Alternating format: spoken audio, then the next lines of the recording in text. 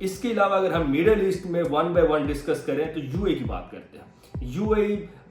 Global village ہے. You اے کی جو اکانومی ہے وہ ٹورزم کے اوپر ڈیپینڈ کرتی ہے, لیکن اس وار کے بعد اب ٹورزم وہاں پہ اتنا نہیں ہے, وہاں پہ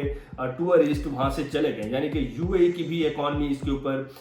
کمپرومائز ہو رہی ہے. اس کے علاوہ اگر ہم سعودی عربیہ کی بات کریں, سعودی عربیہ کا جو 2030 ویژن ہے, نیوم سٹی جو انہوں نے بنانی ہے, وہ بھی کمپرومائز ہو گیا اس سے, کیونکہ اس وار سے وہ بھی ڈیلے ہوگا, وہ 2030 سے آگے جا سکتا ہے. تو وہاں پہ بھی ہمیں ایک نظر آتا ہے کہ اکنامک امپیکٹ سعودی عربیہ کو بھی فیس کرنا پڑ رہا ہے. پھر اگر ہم قطر کی بات کریں, قطر ایک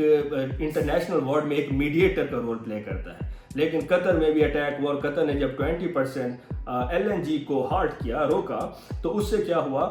یورپ میں 50% پرائسز انکریز ہوگی جسٹ ایک قطر کی اس ایکٹ کی وجہ سے. اور پھر ہم نے دیکھا کہ اس اسٹریٹ آف ہارموز کے کلوز ہونے سے 72 to 82 بیرل پر بیرل جو ہے نا انٹرنیشنل مارکیٹ میں اس کا پرائس ہو گیا, پھر 100 اور 117, جس کی وجہ سے اسٹیٹس کو کافی اکنامک انسٹیبلٹی فیس کرنی پڑ رہی ہے. تو قطر بھی اس سے کمپرومائز ہوا. اور اگر ہم ایران کی بات کریں تو ایران میں نہ صرف پولیٹیکل امپیکٹس کو ہم دیکھ سکتے ہیں, ٹرمپ کا جو پرائمری گول تھا, اسرائیل کا جو پرائمری گول تھا, ان کا گول یہ تھا کہ وہ ایران میں ریجیم کو چینج کرنا چاہتے ہیں. مگر اگر ہم کل دیکھیں تو مجتبی جو کہ خامنائی کے جو چھوٹے بیٹے ہیں, یعنی کہ انہوں نے اقتدار سنبھالا, انہوں نے ایران کی ریجیم کو سنبھالا اور اپنے فادر کی آئیڈیالوجی کو آگے لے کر چلے, تو وہاں سے ہمیں پتہ چلتا ہے کہ یو ایس اے کا بھی ایک یہاں پہ تھوڑا سا ہمیں فیلئر نظر آتا ہے, یعنی وہ ریجیم چینج نہیں کر سکتے. تو ایران میں بھی ایک ڈیویسٹیشن, Iran was already in isolation, تو وہاں تو already economic recession, economic instability ہے, مگر اگر ہم اس کی ریجیم چینج کی بات کریں تو یہاں پہ ہمیں یو ایس اے کا فیلئر نظر آتا ہے. اور اس کے علاوہ میڈل ایسٹ کی اوور آل سیکورٹی کی بات کریں تو سیکورٹی ڈائلیما ہے, اور نیوٹرل ایکٹرز کی بات کریں تو وہ کوئی رول پلے نہیں کرے, جیسے یونائٹڈ نیشن سیکورٹی کونسل, جیسے انٹرنیشنل کورٹ آف جسٹس, جیسے یورپین یونین. تو یہاں سے ہمیں نظر آتا ہے کہ اس ریجن میں ایک سیکورٹی تھریٹ بھی ہے, انسیکیورٹی ہے, یہاں پہ ایک ڈیویسٹیشن ہے, یہاں پہ اسٹیٹ جو ہے نا جو پالیسی تھی یو ایس اے اور اسرائیل کی کہ ہم میڈل ایسٹ میں میڈل ایسٹ کی پالیٹکس کو چینج کریں گے, میڈل ایسٹ کی پالیٹکس کو ہم ریوائیو کریں گے, لیکن ہمیں وہاں پہ ریوائیول کی بجائے اسٹرکچر کو چینج کرنے کی بجائے ایک رپچر نظر آتا ہے, security concern point of view سے بھی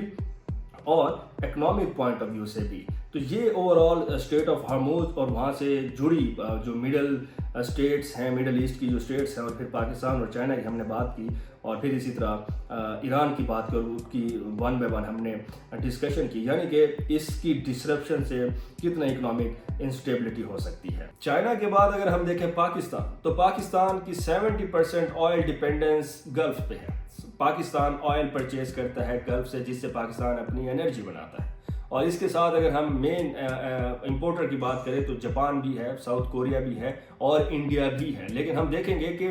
آئل کی ڈسرپشن سے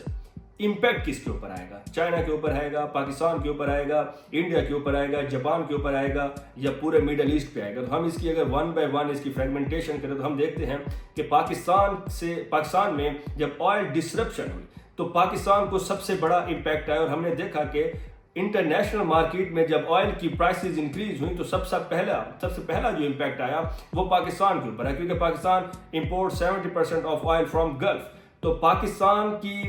کرنٹ اکاؤنٹ ڈیفیسٹ اس سے انکریز ہو گیا, کیونکہ پاکستان روپیز کو کنورٹ کرتا ہے ڈالر میں اور پھر آئل کو پرچیز کرتا ہے, کیونکہ آئل انٹرنیشنل مارکیٹ میں ڈالر میں ہی پرچیز کیا جاتا ہے, جس سے پاکستان کا کرنٹ اکاؤنٹ ڈیفیسٹ انکریز ہو گیا ہے. اس کی وجہ سے پاکستان کی جو روپی ڈیپریسیشن ہے وہ بھی اس کا امپیکٹ ہے, اور پاکستان میں جو آئل پرائسز ہائک ہوئی ہیں وہ بھی اس ڈسرپشن آف آئل یعنی اس وار کی وجہ سے پاکستان کو یہ امپیکٹ دیکھنا پڑ رہا ہے. اور اس کے ساتھ پاکستان میں ایک انفلیشن بھی ہے, یعنی انفلیشن کے ساتھ ساتھ اگر ہم دیکھیں تو پاکستان جو کہ آئل ڈیپینڈنٹ ہے, نہ صرف آئل پرائسز بلکہ پاکستان کی انرجی یعنی کہ پاکستان میں بجلی بھی مہنگی ہو سکتی ہے، پاکستان میں فوڈ میٹیریل، فوڈ شارٹیجز اور فوڈ کی پرائسز بھی ہائک ہو سکتے ہیں۔ تو یہ تو ایک ہمیں کلیئر امپیکٹ نظر آ رہا ہے پاکستان کے اوپر۔ اب پاکستان کے اکنامک امپیکٹ صرف نہیں ہوں گے بلکہ سیکیورٹی ایشوز بھی ہوں گے، کیونکہ ایران اور پاکستان بارڈر شیئر کرتے ہیں 509 کلومیٹر کا آلموسٹ، اور یاد رہے کہ کلبھوشن یادو اس ایران بارڈر سے ہی پکڑا گیا تھا۔ تو پاکستان یعنی انسٹیبل ایران مطلب unstable Pakistan, unstable Afghanistan, unstable Pakistan, مستحکم افغانستان، مستحکم ایران یعنی مستحکم پاکستان۔ تو پاکستان کی بارڈر ولنریبلٹی بھی ہے، کیونکہ اس ریجن میں ایک سیکیورٹی ڈائلیما ہے، اس ریجن میں انسیکیورٹیز ہیں، اس ریجن میں سیکیورٹی تھریٹ ہے۔ تو جیسے میں نے کہا کہ کلبھوشن یادو بھی اس بارڈر سے ہی پکڑا گیا تھا، تو اس کا مطلب ہے کہ پاکستان کو سیکیورٹی کنسرنز بھی ہیں۔ اس کے علاوہ اگر ہم بات کریں وار کے علاوہ، تو پاکستان نہ صرف ایران کی وجہ سے امپیکٹ ہو رہا ہے بلکہ افغانستان میں بھی تو وہ انگیجڈ ہے، تو وہاں بھی پاکستان کی اکانومی یوز ہو رہی ہے، وہاں پہ بھی پاکستان کو سیکیورٹی تھریٹس کا ایک ایشو ہے۔ تو پاکستان کو نہ صرف ایران کی طرف سے اکنامک اور سیکیورٹی تھریٹس ہیں بلکہ افغانستان کی طرف سے بھی ہیں۔ تو پاکستان اس ٹائم ایک فریجائل سچویشن میں ہے، اور پاکستان اس ویسٹرن بارڈر پہ اس چیز کو بھی فیس کر رہا ہے۔